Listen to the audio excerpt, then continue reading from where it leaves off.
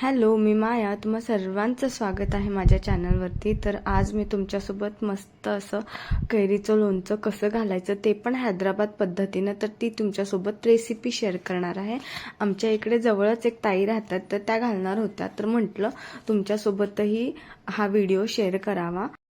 सर्वात आधी बाजारातनं मस्त अशा कैऱ्या आणून लोणच्याच्या स्वच्छ धुवून पूर्ण कोरड्या करून कट करून आणल्यात. बाहेरनंच कट करून आणल्यात, मीडियम आकाराच्या कापल्यात. आणि आता ह्या काकू जे पिवळं पडलेले कैऱ्या आहेत ते वेगळीकडे काढताय, कारण त्यानं काय होतं, लोणचं खराब होतं. आता जे पातेलं दिसते ते अर्धा किलोचं असावं. त्याने 10 पातेले कैऱ्या होत आहे. ते कैऱ्याचं काप केलेलं होतं आहे, कारण त्याने अंदाज लागतो मसाला केवढा टाकायचा, मीठ, मिरची, हळद, म्हणजे सर्व व्यवस्थित लागण्यासाठी सर्व मापानेच केलेलं बरं असतं. तर आता आपलं कैरी मोजून झालं आहे, 10 पातेले कैरी झालेलं. तर त्याच पातेल्याने आपण मसाला मोजून घ्यायचा आहे. तर मसाल्यात काय काय लागतं ते बघूया. तर इथे मोहरीची पावडर वाटून घेतलेली, एकदम बारीक असं, जसं आपण मिरची पावडर बनवतो त्याचप्रमाणे ही वाटलेली रेडीमेड पावडर घेतलेली आहे. एकदम बारीक अशी आहे. आणि 4 पातेले घ्यायची आहे.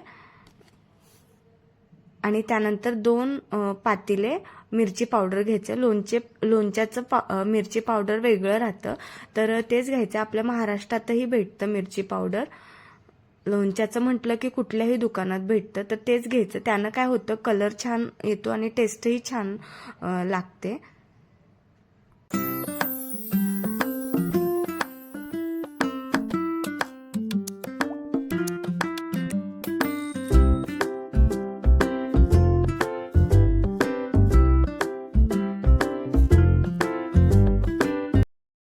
तर कुठे कुठे खडे मीठही वापरतात मिरचीच्या लोणच्यासाठी. तर इथे नॉर्मल मीठ घेतले. तर 2 पातेले मोजून घ्यायचं मीठ. त्याच पातेल्याने सर्व जे आपण काही मसाले घेऊ ह्याच पातेल्यानं घेतलेत मोजून. तर 2 बाउल मीठ घेतलंय. सगळीकडे वेगवेगळ्या करण्याच्या पद्धती असतात, पण इकडचं जर तुम्ही लोणचं खाल तर तुम्ही म्हणसाल एकच नंबर लागतं. आणि वेगवेगळ्या प्रकारचे लोणचे भेटतात. तुम्ही ऐकलंय नसेल तर इथे टोमॅटोचं देखील लोणचं भेटतं. परत घुंगारू या घुंगुरू म्हणून भाजी असते, तर त्याचं देखील लोणचं बनवतात, पण खूप टेस्टी लागतं खायला. आणि मिरचीचं तर लाल मिरचीचं एकच नंबर लागतं. खूप आमच्या घरी तर औरंगाबादला सर्वांना आवडलेलं.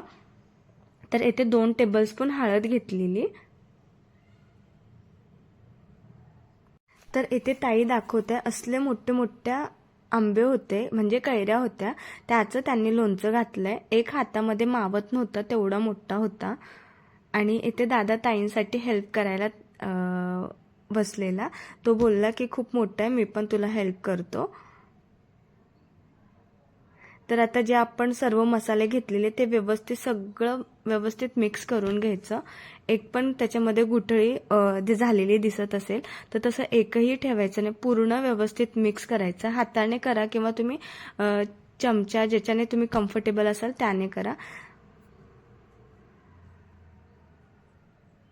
तर आता इथे दादा सर्व मिक्स करतोय आणि ताई आणि दादा दोन्हीही मिळून आंब्यांना लावणार आता थोड्या वेळाने. तर आता इथे तुम्ही बघू शकता कसला भारी असा कलर आलाय, पूर्ण व्यवस्थित मिक्स झालंय. आता ते आपण जे कैऱ्या ठेवलेल्या मोजून तर त्याला लावणार. आता 2 पातेल्यामध्ये वेगवेगळं करणार हे जे आपण मिक्स करून घेतलेला मसाला आहे, कारण आपल्याला व्यवस्थित कैऱ्यांना कोटिंग करता येईल, म्हणजे लावता येईल.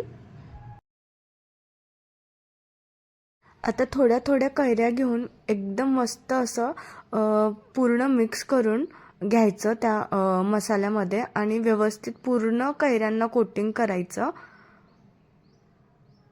आणि येथे ते दह्याचा डब्बा होता, तर त्यामध्ये लावताय.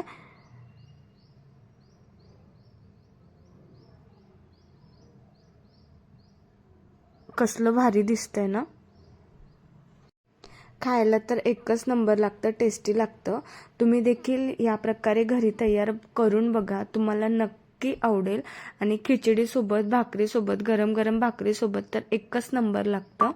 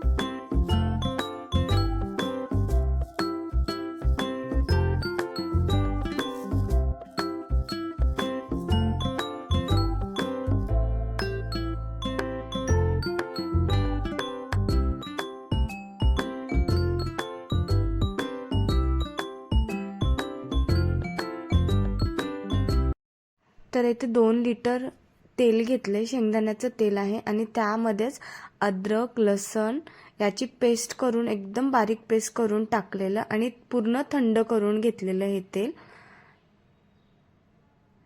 आणि वरतून टाकायचं ते तेल.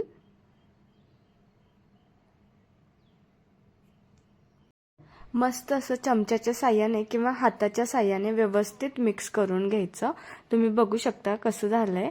पूर्ण मिक्स केल्यानंतर कलरही चेंज झालाय आणि मस्त असं दिसतंय. जास्त क्वांटिटीमध्ये लोणचं असल्यामुळे थोडं थोडं पातेल्यामध्ये कैऱ्या जे आपण मिक्स करून घेतलेल्या मसाल्यामध्ये तर त्यामध्ये थोडं थोडं तेल टाकून सर्व व्यवस्थित हाताने मिक्स करून घेतोय. कारण व्यवस्थित तेलही आणि मसालाही लागला पाहिजे.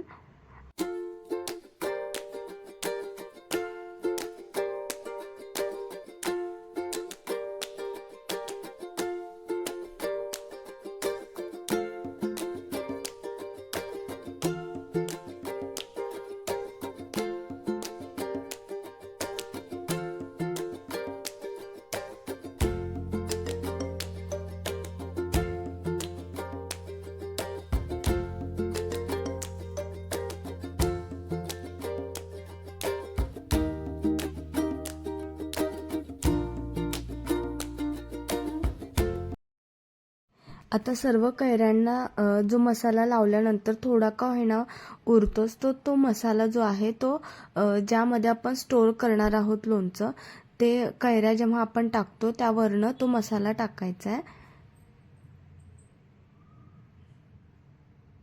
आणि लागलीच मसाला टाकल्यानंतर वरतून थंड तेल टाकायचं. शेंगदाण्याचं तेल यूज केलं इथे. तर वरतून तेल टाकायचं. मस्त असं खालपर्यंत तेल चाललं जातं.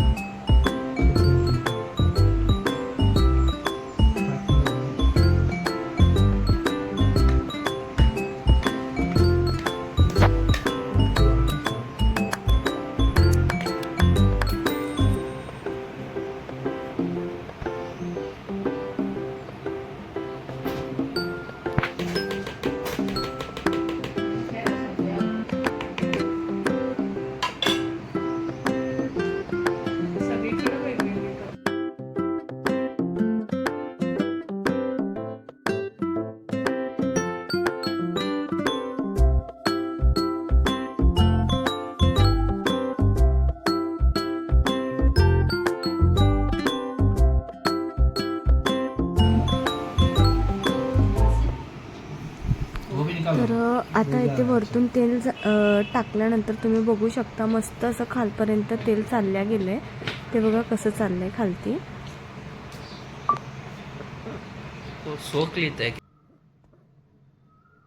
तर अशा प्रकारे आपलं लोणचं बनवून तयार आहे. खाण्यासाठी नाही, 7-8 दिवसानंतर आपण खाऊ शकतो, पण बनवून तयार झालंय. तर अशा प्रकारे तुम्ही देखील ह्या पद्धतीने घरी तयार करून बघा, तुम्हाला नक्की आवडेल. आणि लोणचं करण्यासाठी थोडीशी काय काय काळजी घ्यावी लागते ती सर्वांना बायकांना तर माहितीच आहे, त्यात नो डाऊट आहे. तर तुम्हाला जर तुम्ही लोणचं कराल घरी तुम्हाला नक्की आवडेल. आणि आजचा व्हिडिओ कसा वाटला तर कमेंट करून सांगा आणि आवडला असेल तरच लाईक करा. आणि जर माझ्या चॅनलवरती तुम्ही जर नवीन असाल तर माझे असेच नवनवीन व्हिडिओ पाहण्यासाठी माझ्या चॅनलला सबस्क्राईब करा. तर येथे आमची मस्ती चाललेली, दादाला आम्ही बोलतोय की छावा पिक्चरमधलं दिसतात तुम्ही. पूर्ण हात त्यांचा पूर्ण कलरफुल झाला आहे. तर चला तर भेटूया, बाय.